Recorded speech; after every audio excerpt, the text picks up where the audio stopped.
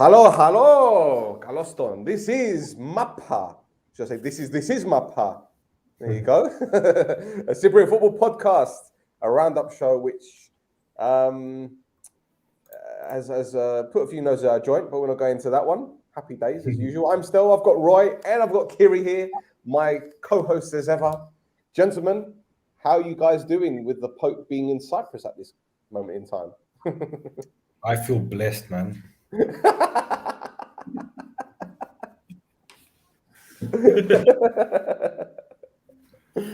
Kyri, how you doing, man? I'm all right. I was thinking with the Pope is like he's on Aniposchedigi from the Vatican. He's on loan. He's gonna go to COP and bless them. They need more than God. I'll tell you this for now. Blimey, well, what a strange week it's been. It's been quite a strange week for Cypriot football. And when I say strange week, I mean from Monday. I don't mean from the weekend. I mean from Monday, because Monday was supposed to see the derby, APOEL against Omonoia, a match with two sides in pretty decent form. And it wasn't the Pope that caused the match to be cancelled. It was Mother Nature. Roy, you live in Lefkos here, don't you? Kyri, I don't know. You live in Limassol, right? Yeah. You live in Limassol. So tell me something, Roy. Say 2-3 hours prior to the game, what was the weather like in Cyprus? It was normal. There was a lot of sand. Bear in mind that where I work is closer to the mountains rather than where Rasibi is, which is in La Cha. You know where Rasibi is. It's like the highway towards Larnaca and Limassol. But nothing really that would have made me believe that the fog would have been enough to stop a game. I mean, at the beginning of the game, watching it, because I walked into the pub a couple of minutes later, I was thinking, is it fireworks? What is this? I didn't know. Was it the TV? Because there's a big projector as well. I was like, is it the projector, or is it something wrong with the projector? Is it, APOEL fans or Omonoia fans like with fireworks? But then, but nothing really made me believe that the extent of the fog. But at the end of the day, I think it was the right decision. It was very difficult to play such a game, and it was so important for both the teams. So it would have been unfair, I think, if the game continued with that situation. Well, they didn't have any highlights on YouTube, but someone took a video from their camera phone and put it online. And I've cut out a few bits because there was a hand moving, and obviously it's silent, you can't hear it, but there's a guy in the background blaming the fireworks. Apparently some APOEL fans set off fireworks, and there was so much smoke from the fireworks that they couldn't see anything. And then he's saying, I can't watch the game, yada, yada, yada. Even the commentator at one point said, I don't know what's happening. Now, I don't know if the commentator was in the stadium watching the game. There were fans there, obviously, and some could see, some couldn't. Judging by these pictures, some players couldn't see what was going on. It took 16 minutes before the game was stopped, and then they decided to discuss the situation. You saw the hand there. Kyri, this isn't the most bizarre thing that's happened in Cyprus, and for us to be talking about a game to be called off because of fog or bad weather isn't a big deal, really. But when you think about it, scientifically speaking, as the night grows later and it gets colder, the mist and the fog was going to get thicker. So surely before kickoff, they'd have seen there being a possibility of it being cancelled. I don't know. I don't know. It's really weird. I can't dispute that there was a visibility problem. But I don't know. It's the biggest implications are going to be what happens next for the replay, because if it happens after Jan, after January is going to be a huge problem. I think mostly for Omonoia, right? Because you guys can't field. Well, no one can. Neither team can field transfers. You have to field just players who were entered Selected on into the day. Yeah. selected on the day. So it's going to be a problem. I'm not sure if they're going to be able to squeeze in a game before January. It's tricky. Well, this is the I thing, don't know because what's going to happen. Roy was explaining it to me earlier, and as far as I understand, as you quite rightly said, both teams have to field the exact same lineup as they did. So if Omonoia or APOEL have any injuries, any players that come in, it counts as a substitution, right? But Omonoia have 2 players going to the African Cup of Nations, being Shehu and Uzoho. So Yep. if the game is played during AFCON or when the players are flying out there, that's 2 substitutions already. And do they start from 16 minutes in? Because if they do, then Jordi Gomez is already on a yellow card. This is Cyprus, I guess. This is Mappa. Yeah, I mean, these are universal rules, but they should have thought of that. Well, firstly, before they went ahead with the game. Secondly, when they arranged the fixtures, you know, Cyprus has this huge gap during winter, which it's not the worst thing in the world considering players in other leagues get played to death. Yes, I'm talking about the Premier League, where players are expected to perform every 2-3 days. And December and January is like hamstring awareness month, you know, in the Premier League. But yeah, it's a problem. And unless, I mean, the thing that I'm thinking they might try is shift it way deep into the second round. That's the only thing that I can think of, because it's after Europe, after the AFCON, after the January transfer window. And, or, I mean, I don't know. That's the only thing that I can think of at the moment. You know what? Actually, on Sunday, we're playing against Stel, the first game of the second round, and we still haven't played the first game of the first round, which was the opening game of the season. We still haven't played the game.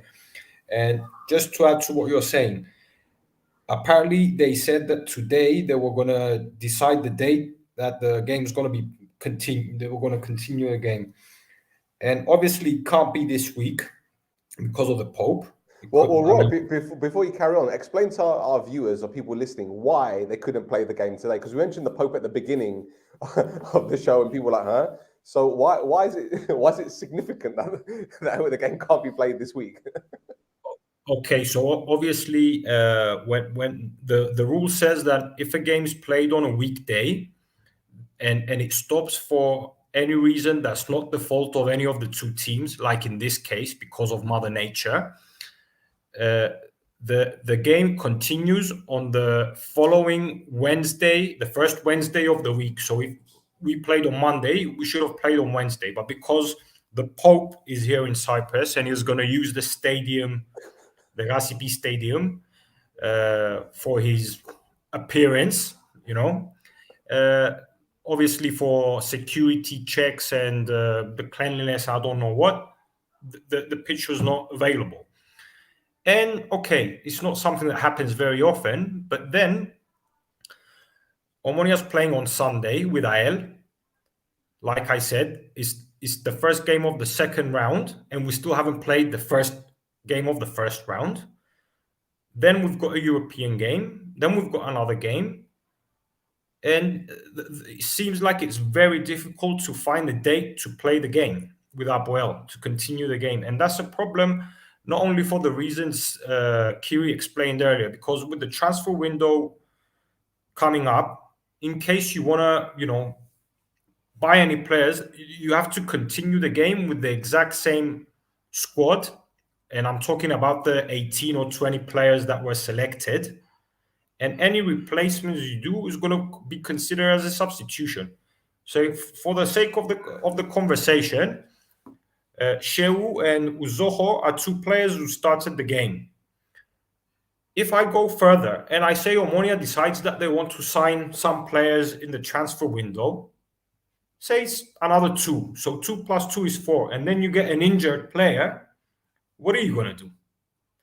So on the one hand, I think that's something, even though it's a universal, the laws are universal. I think that if it's not the fault of any of the teams, they should be a little bit more flexible. Okay, say you can choose from the existing squad at the date the game was going to be played.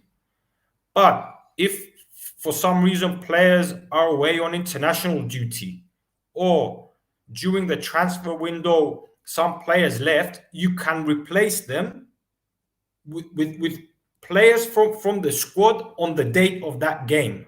So maybe if, for example, we kept Asimenos or Jambos outside, maybe you can have those players. But just to substitute these players, because it's not Omonia's fault and it's not APOEL's fault that this happened. But I'm opening up a can of worms, and I don't want the podcast to be just about again Omonia, even though we didn't play.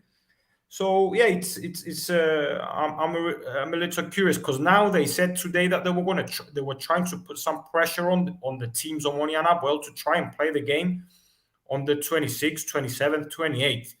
But a lot of players said no, because at that time they want to travel back to the families, they want to go back home. So not a lot of players are going to be very happy, because unlike the Premiership, where they have like games on Boxing Day, which is my birthday as well. Remember that, guys. Can't forget that.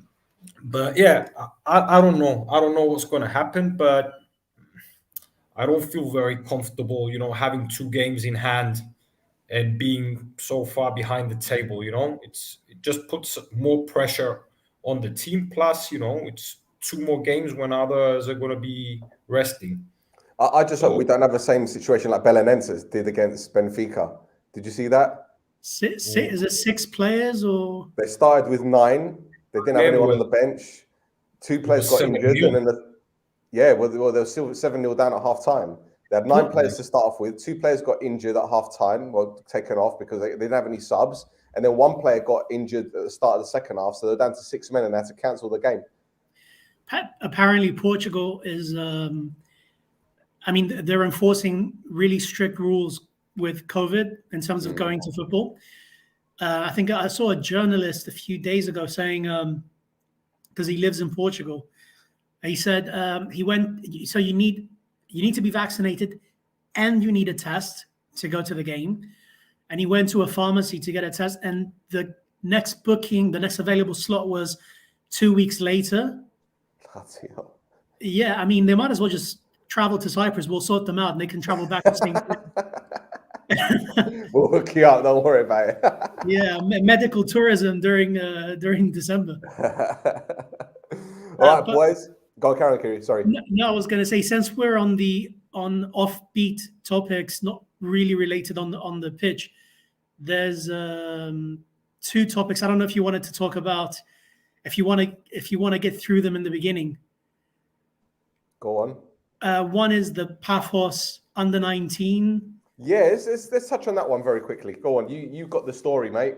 I'm just looking to my notes because I don't want to make any mistakes on this. So there was a violent attack at an under-19 game between APOEL and Paphos in Paphos, where the coach, Paphos's under-19's coach, suffered head injuries. The police made arrests. They're still looking for suspects.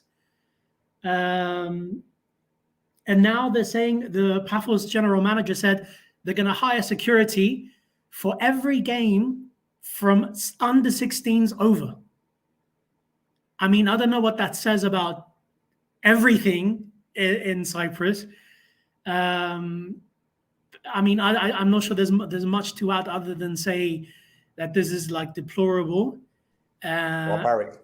Yeah, exactly. And the other thing is, which is not strictly football related, but I'm just going to mention it very quickly. So COA, so the Cyprus Sports Organization, in their grand wisdom, which is very COP-like, decided, without really taking permission from Salamina's volleyball team, to rent out their stadium to a Forex company for 2 weeks in December for I guess a conference, an event, or something, meaning that Salamina can only play the games during that month, but can't train in their own stadium pre and post match. And I've heard from sources that the company gave Goa 20K to rent it out, and apparently they offered 500 euros to Salamina to cover Oh my God. the expenses of the stadium where they want to train at.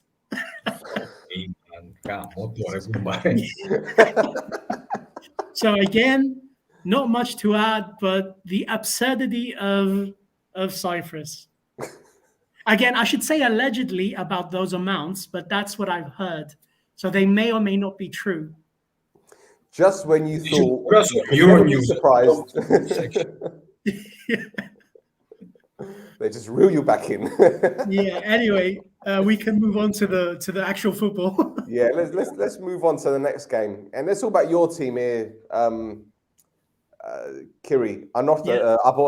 Apollon played Anorthosi away. It's more of the same for Anorthosi. I think they would say that it was 2 points dropped after playing against 10 men. You guys took the lead through Darbo's header, as we're seeing here. Gadsaz later had a shot blocked, which was probably the closest they came to scoring in the first half, which they're equalising Anorthosi. Gadelari's shot wide from range later on, after, as you can see, this moment here, as we're about to see. And then Zrandi had a shot at the goalkeeper. And it's almost as if the game was like a game of tennis in the first half, especially prior to the sending off, which we're going to speak about in just a moment. But there was a moment where Hamas looked like he brought down Galtza, which we're about to see here. I've seen penalties given, but it would have been very, very soft if it was, because it didn't seem that Hamas did too much wrong. But given the way that VAR and referees work in Cyprus, as I said before, I've seen them given. It looks like he's lent into him a bit, but I think Gadsaz has made a lot out of this one. Albanis had a mazy run, which his shot was very well blocked. And then Zrandi shot wide when he perhaps should have hit the target. Varda then equalised. Hambarcian's cross was perfect. I think that's Varda's fourth goal of the season. 4 goals and 4 assists in the league. He's turning out to be a really good signing for Anorthosi. And to be fair, I think he's carrying them at this moment in time. I don't know what Filiodis was doing, in all fairness. Should have got much closer to him. And then Hamas, I don't know what he was doing out wide. Didn't do enough to stop the cross. So I think that's a very disappointing goal to concede from a Apollon standpoint. Darbo had a shot, which, again, perhaps he should have got on target. But then the sending off, Apollon's down to 10 men.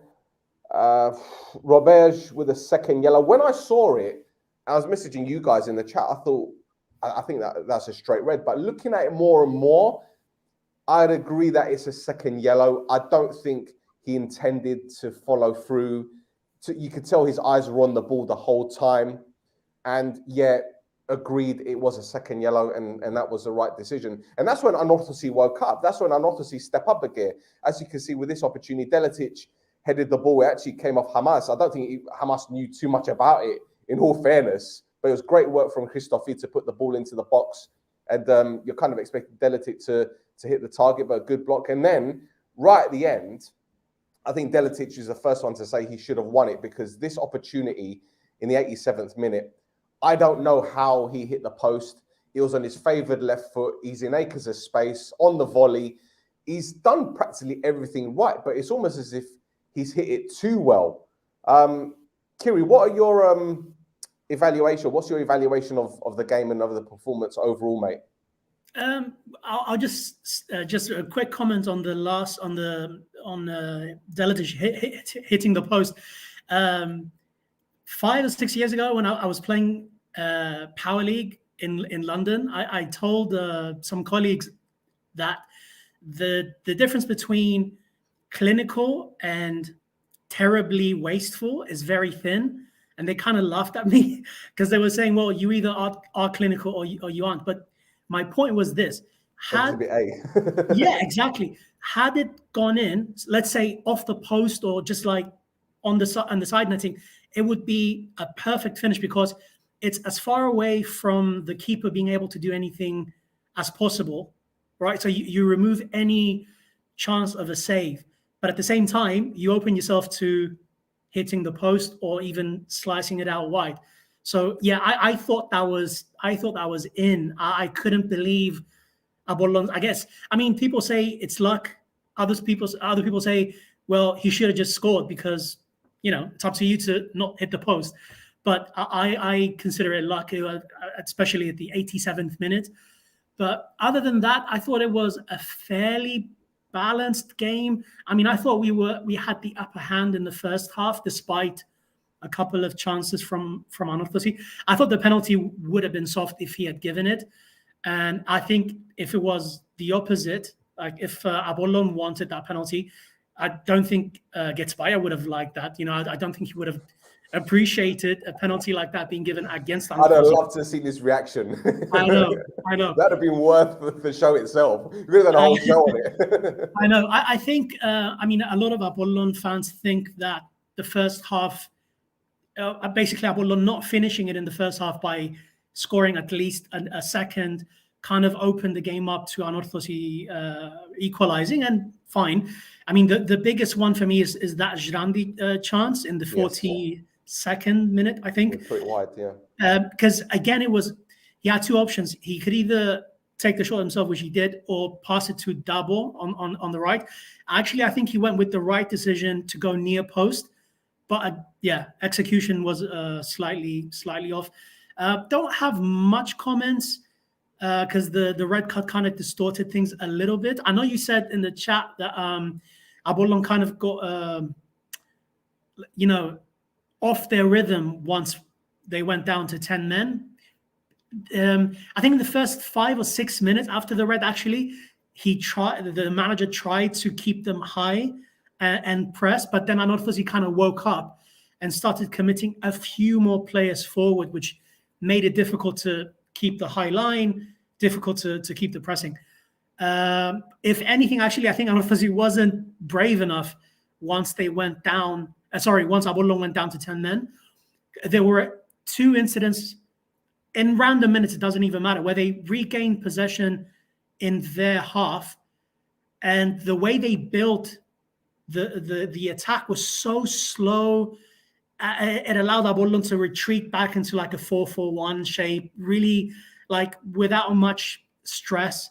I just thought they could have been a bit more daring, but at the end of the day, the 1-1, I think it was a fair reflection of what happened on the pitch. Really good goal by Wada. I think he, like you said, totally agree that he's kind of carrying them at the moment. I need to ask you a question about Dabo. Yep. And for me, and this is just my honest opinion, when I've seen him play in front, you look at him, he's a physical presence, he's strong, he's quick, he's a brute, let's put it that way. But my main gripe about him is that he doesn't do enough off the ball, especially when his back is to goal. Now, when you guys had that, when you went down to 10 men, he was effectively the central striker. He was asked to hold up play, running the channels. He wasn't doing it enough. And the other thing is, he reminds me, and this is going to sound really harsh, he reminds me of Iai in the sense that his first touch is terrible. It's a pass. Now, is that a concern for you guys? Because we've spoken about Dingini being missing and how he was so clinical last season. He was arguably the best striker in the league. I think him and Shepovic were the two. But over the course of the season, obviously Dingini was way ahead. And obviously Ryan Meyer as well. IL. Yeah. But do you think Dabo needs to improve that side of his game if he is to have a long-term future at the club? Because obviously your head coach is very particular as to which players are being selected. So does he need to improve in that respect? Dabo is a divisive player amongst fans. Actually, he's in the process of rehabilitating his image at the moment. As frustrating as he might appear in certain times, he had a terrible terrible second half of the season last year. He had a great start in Europe in the first few league games, scored a lot, assisted a few goals, and then he just vanished for the rest of the season. He has certain issues. I don't think he will be able to fix. The technique is one. The other one is not so much. Actually, I think his work rate is not bad. All things considered, it's not that he doesn't. It's not a work rate issue. It's a decision-making issue and a tactical nous issue, which he doesn't really have a lot of. I mean, I'm not saying he doesn't have any of it, but sometimes his decision-making is lacking. That's my biggest gripe with him. So, for example, like this happens fairly often is he might scan the pitch, his surroundings, and he'll determine what the best pass is or what the next best move is. But then in the next second, things change, and he doesn't reevaluate quickly enough. And sometimes he'll try to do a one-touch pass, but then his teammate might be somewhere else, or he hasn't done the run, or a few things like that. I mean, broadly speaking, I appreciate him for what he is. I have a fairly low bar from him. But yeah, he's been decent the last few weeks. Grabbed a few goals, assisted. The chance that you showed before, I thought, I mean, when I first saw it, I thought he should have at least hit the target no matter what. But it was a corner. It was actually blocked. So yeah, but it's his passing for me that is a bit infuriating. And I know he looks like a target man, like you said, but he doesn't have it in his toolbox to play with back against the goal, to really kind of like try to budge the defender, get dirty in the box. It's a weird one because he has the physique of a target man, but he's usually played on the periphery of the attack. So someone else needs to lead it. It's a weird one. Do you think that Apollon has a leader, like a target man? Because that's with the transfer window opening soon. I know you said on the last episode that you would have considered maybe a central defender and a right back maybe, but would you consider like a centre forward? Or would you? Because I'm saying this because I wanted to ask you a little bit about Giannakis Pontikos. Obviously, he's not a centre forward. He can play on the right hand side. Actually, can play on both sides, and he's very fast and skillful. And I was going to ask you if you could change something in the style of play of Apollon, who would you have brought in? Because with Tingini probably coming back, I think that's one position that they're going to have to consider, because it's like when we say about Omonoia, in any team, you're basically replacing. And for the time being, I think Papounas-Vili is one player that probably is going to go. And the other one is the Brazilian defender. What's his name? Wellington, yeah. So if you consider that one position is gone for Pontikos and then Tingini is coming back in, who else would you think is probably going to go, or is a delegate to go if you want to bring someone else in? As quickly as I can, actually, there is a target man, which is Janka. He's injured. But he hasn't done enough. I think he scored maybe twice, but he hasn't done enough. But I don't think the man. That's my secondary point, is that, and it also relates to Bitas being injured and the arrival of Pontikos. I don't think Zorniger is a target man favoring manager, because he wants a more fluid kind of like attack, and someone that can run and press high up. And actually Store, I mean, he hasn't wowed anyone, but the attack was functional with him. But there isn't anyone super clinical at the moment I mean, the closest one was Tingini last year and Pitas also last year. So missing both of them is a problem. So I'm not sure if it's an issue of a target man per se, but yeah, maybe someone who has more composure in front of goal and is more of a natural finisher. So Pondigos is also a Cypriot. By the way, I should give a very quick background to that move. Apollon this week confirmed the signing of his name is Christos. Can't remember. Anyway, Yorgos Pondigos from Eintracht Frankfurt. He's a Cypriot. He's a product of Omonia's academy. He moved to Germany when he was 17 or 16 years old, 2019 anyway. And he only played, I mean, not only, because to get into the Eintracht Frankfurt side, you have to be very, very special. So he played for the youth sides in Frankfurt, and Apollon have just signed him until 2023. So it's an interesting move. Like Roy said, features on the right and the left. Haven't seen him at all, so I can't speak on him. Roy told me a few positive comments, so it's interesting to see if he features and how soon that happens. He hasn't played for them since September. He hasn't been in the squad. Yeah, so that's one reason of wanting to come back to Cyprus, I guess. But he's still 18 years old, so yeah, you know, there's loads of time to make another move later on. Absolutely. What do you make of this signing? And it must be exciting, because Roy and I and Chris were talking about this in our little Omonoia group, and we were saying, you know, we'd have loved to have him to come back, but you know, obviously he's going to take up a space, and who are you going to take out? Because on that right hand side, obviously Omonoia, we're lucky with players on that side. We've got Botiak and Loizo. So I don't know. I mean, look, at the end of the day, he's a very talented player, and for the long term, he's fantastic. But he hasn't been playing for the national team, which is quite a surprise.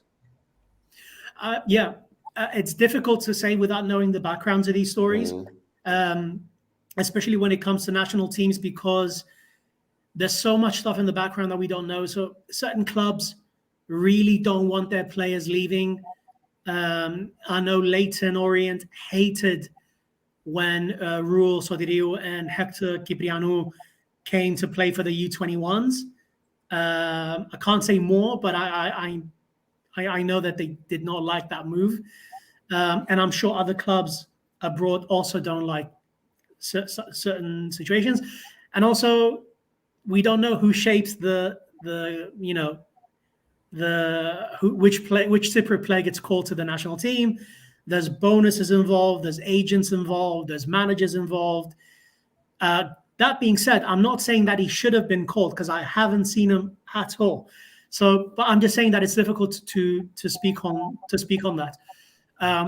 That being said, it's interesting. I like the fact that Apollon is turning to a Cypriot.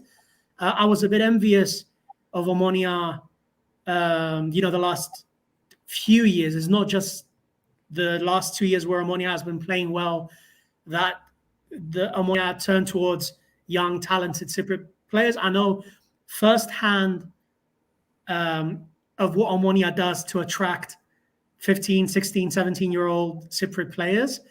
And I'm not implying anything nefarious. I'm just saying that they are trying to attract them either through playing them, or by good coaching, or by hiring, I don't know, good fitness coaches or good physios or good whatever, just making it more attractive to a young player to come and play there.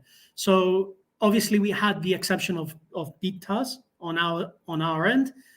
And okay, actually Hambos is old now. He's nearing 30. But yeah, Psichas, Malekidis, okay. But yeah, it's interesting. I hope he plays. And also what's interesting is that he played in Germany for 2 years. Usually when foreign players go to Germany, German clubs are very adamant about the players learning German.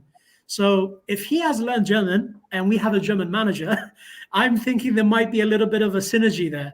So yeah, I don't know. I'm interested. I'm definitely curious about how this turns out.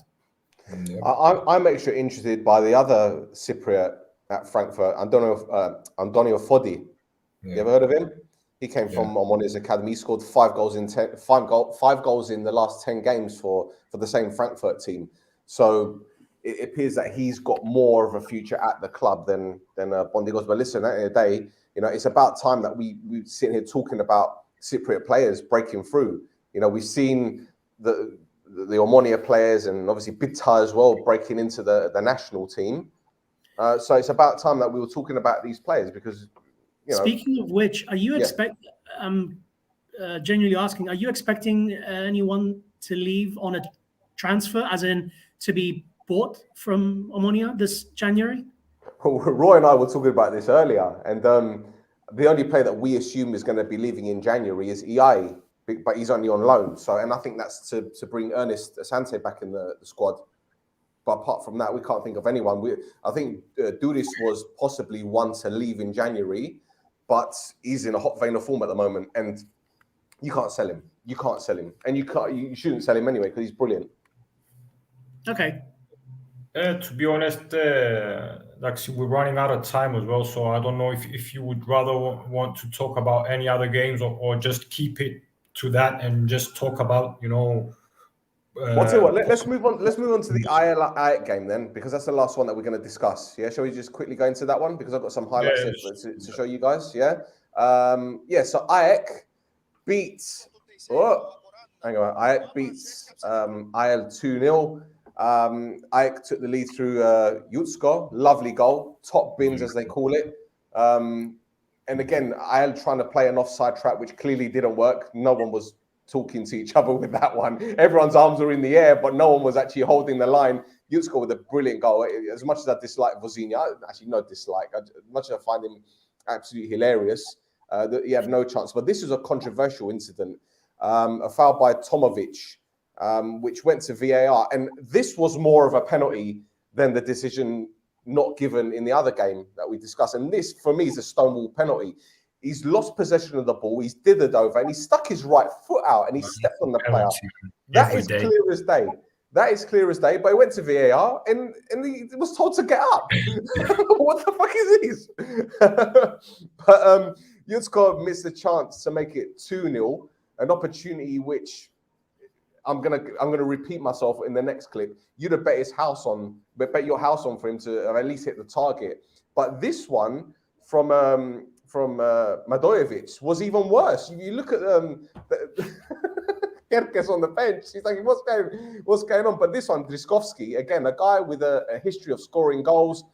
He dinks it over the keeper and he puts it wide. So that's 3 opportunities you'd say that they should be putting away. Another chance where they fit the post from Faraj.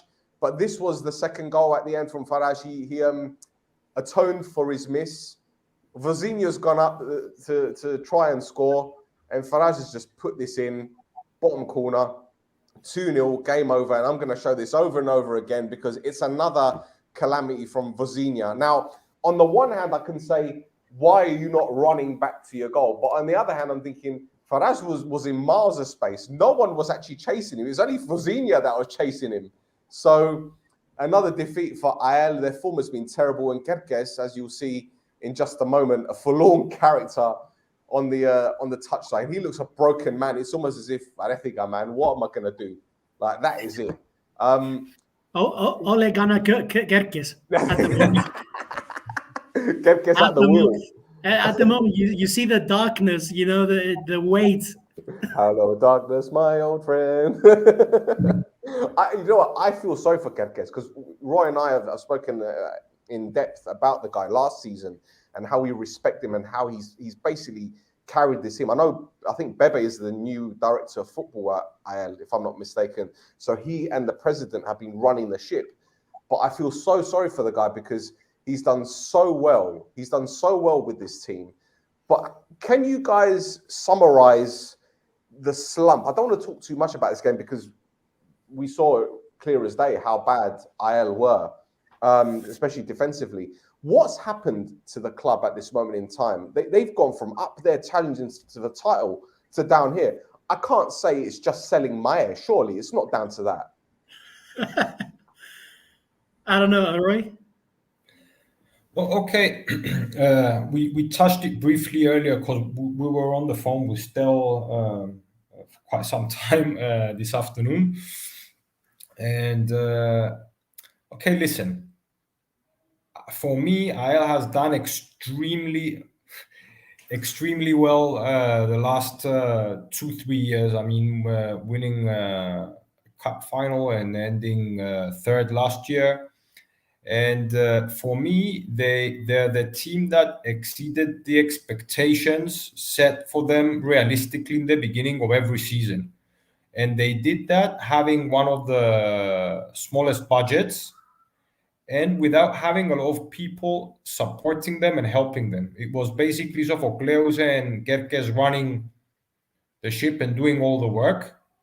You would rarely hear about anyone else helping them, and they did that with the team. Okay, sometimes that's enough. Sometimes you are an example that others want to follow. The players they brought in, they haven't always been top quality players, but they always managed in almost every transfer window to bring in some good players, and they also had some Cypriot players who left the team last season, and they keep a balance in the dressing room. It wasn't just Danilo who left and Mae, and even Kerkes Sans Trahinha, who was a good talent and helped the team. It was Avram, it was Haris who left as well from AEL. So even though it seemed like it's 2 or 3 players who left from last year's team, similar to Omonoia, other teams improved more, and other teams that weren't in the picture last year are also there. Because think about the top 6 now. There's Apollon, AEK, obviously Omonoia, APOEL, and Orthosi, and then there's Olympiacos, Aris, and Paphos who want to be in the top 6. And I don't know how easy it's going to be, but the truth is that I didn't expect it. The 2 teams that I expected to be title contenders and maybe even favorites for this race were Omonoia and AEL starting the beginning of the season, because all the other teams were built from the beginning. It's disappointing to see AEL. Obviously, I don't follow them that closely in order to be able to say if, maybe the transfers, the players they signed, they didn't help. Obviously, they didn't. I mean, Cepovic started off really well, and everyone said that, he's probably going to score like 12, 15 goals this season, but it hasn't helped. Pele showed some glimpses, but he didn't really help. And I don't know what it is, but I heard something interesting, that even though Sophocleus said that, he stands behind Kerkes and they're not going to sack him, there were talk about Pampos Christodoulou maybe coming back to AEL. But what someone else said is that because both of these coaches, Pampos and Dusan Kerkes, for me, Dusan would be a very good coach for the national team of Cyprus. It's not someone told me this thing, but if Pampos goes back to AEL, I think Kerkes is the right manager for the national team.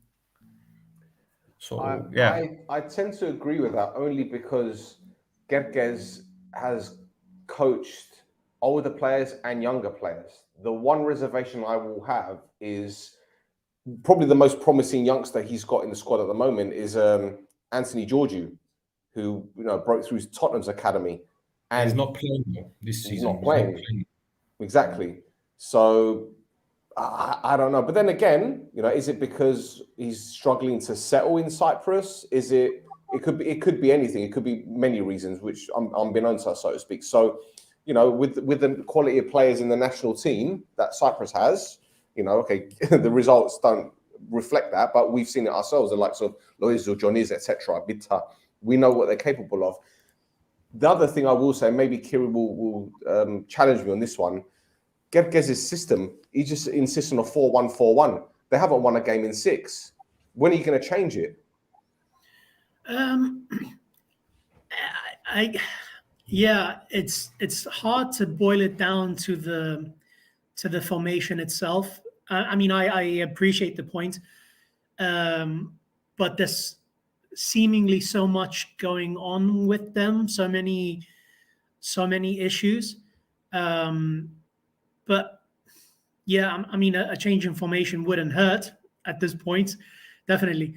But there's a lot going on. I mean, I've heard some stuff about the background, like Roy said. I mean, they were linked with Bambos coming back, which, I mean, Bambos, I'm not a huge fan. I mean, I know APOEL, when they won the league, and the year after and the year before that, they were really, really good. But they had some class players at that time, class players. And I'm not a huge fan of the way Bambos plays. To me, it's going to sound offensive, but he's like a Poundland Gitspaya. I mean, Jesus. there's a lot of, I'm sorry, there's a lot of similarities in the way they manage, the way they approach games, kind of conservative, a bit reserved. But the difference is, and I will say this I won't take that away. When I spoke with a player who was found, scouted, signed, and played by Bambos, he was effusive about his man management skills on a day-to-day training basis. So, he said that the players were willing to run through brick walls for him. That's what he told me, Portuguese player. So, I mean, I don't know. Maybe I need a change at the moment, because I heard allegedly that Kirkes fell out with a bunch of players. Really? That's why, I mean, that's again, this is unconfirmed. It's alleged, but that's what I heard, which is, it's tricky to get to the bottom of it, because it can be it depends on how it's passed on to you. It either the player played badly and the manager told him so. Do you know what I mean? And then the player reacted, or, I mean, no manager is going to create a problem. Almost no manager is going to create a problem where no problem exists. Yeah. So, yeah, that's it. I think we saw against APOEL how they capitulated. I think that was the first sign of a team where players are actually downing tools. I think they had about 6 or 7 yellow cards in that game, plus the red. So you do see that. But as I said, they haven't won a game in 5 or 6, and that's got to be concerning. That's got to be a big concern. And let's be honest, in Cyprus, managers have been sacked for less. Haven't scored a goal. I think it's 4.5 games, 5 games. They haven't scored a goal. Yeah, the last goal they scored was against Ethnigo, which was in October, end of October. Jesus, and Ike, I haven't checked the XG today, but I'm pretty sure if the game finished 3 or 4-0, it wouldn't have been a surprise. Yeah, they missed a lot of high quality chances. And just a very, very quick comment about Ike. It's the one team that every game they played this season, you fancy them to score at least once. They've always been threatening this season. Yep, absolutely. Well, we've spoken about them at great length, so I think they'll still be in the title hunt come the end of the season. But let's see. As I said, they looked a bit leggy the last time they played, but they seem to have got that energy back. But then again, of course, your tails are going to be up against a team that can't score goals, really. Well, boys, before we wrap it up, there was the small matter of the Russian derby between Aris and Bafo, which ended 0-0. And Ethnigo's finally got another win. It was against Olympiacos. They beat them by a goal to 0. And this is what the table looks like. Apollon, top 25 points. Ajax, second on 24. Aris, third on 20. Olympiacos on 15. Then it's Bafo, APOEL, Omonoia on 13. Anorthosis also on 13. APOEL, 9th on 12 points. Doxa have 10 points. Bayek with 8 points. And Ethnigo with 5 points. Hopefully this time next week, we will be talking about a different story. But gentlemen, thank you very much for your time. It's been another fantastic episode. Anything else we'd like to mention before we wrap it up, boys? Not really, man. Not really. Okay. Up the Pope. Up the Pope. Used to be a goalkeeper, good on crosses. Anyway, that's it. That's it for another week. We'll be back next time. Take care. Bye-bye. Yeah. Bye-bye.